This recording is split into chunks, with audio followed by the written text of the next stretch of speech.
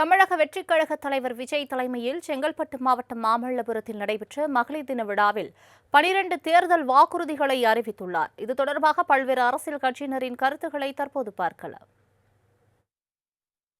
இனி 60 வயது வரை உள்ள அனைத்து குடும்ப தலைவிகளுக்கும் மாதம் 2500 ரூபாய். இத்திட்டத்தின்படி ஒவ்வொரு குடும்பத்திற்கும் வருடத்திற்கு 6 கேஸ் சிலிண்டர்கள்,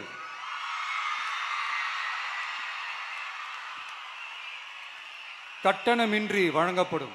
தங்கைகளின் திருமணத்திற்காக 8 கிராம், அதாவது 1 பவுன்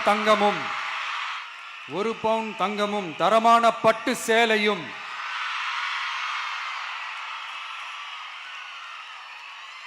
தாய் வீட்டில் இருந்து அண்ணன் சீராக அளிக்கப்படும்.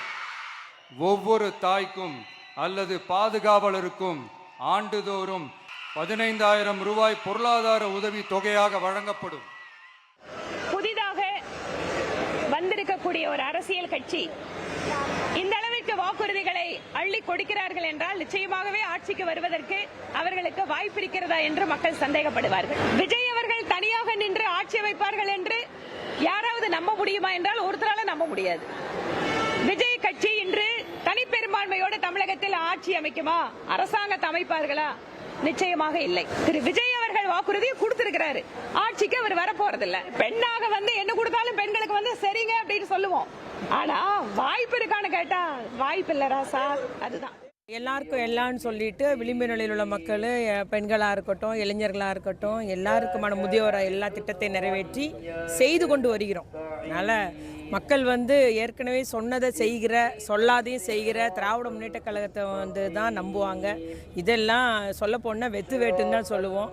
ஒரே ஒரு உதாரணம் சொல்கிறேன். அவருடைய பெண்கள், குழந்தைகள் மற்றும் முதியோருக்கான தனித்துறைன்னு சொல்றாரு.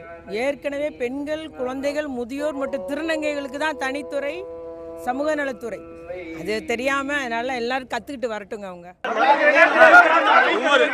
ஒவ்வொரு கட்சியும் அந்த கட்சியின் சார்பாக தேர்தல் அறிக்கை வெளியிட்டாங்க. அதுபடி அவரும் வெளியிட்டு சொல்றேன்னு ஒவ்வொரு கட்சி தலைவர்களும் அவரவர்கள் விருப்பப்படி தேர்தல் அறிக்கை வெளியிடுறாங்க. அந்த அடிப்படையில் அவர்கள் வெளியிட்டிருக்காங்க. எவ்வளவு பெரிய கூட்டங்கள் வந்தது. அந்த கூட்டங்கள்லாம் என்னன்னாச்சு, சகோதரர் அண்ணன் விஜயகாந்த் அவர்கள் கட்சி ஆரம்பிக்கும் போது என்ன ஒரு கூட்டம் இருந்தது, அதெல்லாம் இன்னைக்கு எங்க இருக்கு. அதாவது சினிமா நடிகர்களை பார்க்க வர்ற கூட்டம் வேறு, அரசியலுக்கு வருகின்ற சகோதரர்கள் அரசியல் நோக்கத்தோடு பார்க்கின்ற கூட்டம் வேறு.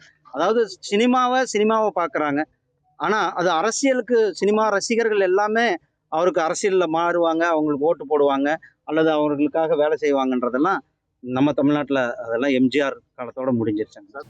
தேர்தல் வந்து விட்டதால் ஏற்கனவே திராவிட முன்னேற்ற கழகம் வெற்றி முகட்டிலே நின்று கொண்டிருப்பதால் தமிழக மக்களுடைய மனங்களை தமிழக முதலமைச்சர் தன் அறிவிப்புகளால் கவர்ந்து விட்டதால் எப்படி எதிர்கொள்வது என்ற நிலையில் அவர் இந்த அறிவிப்புகளை எல்லாம் செய்கிறார்.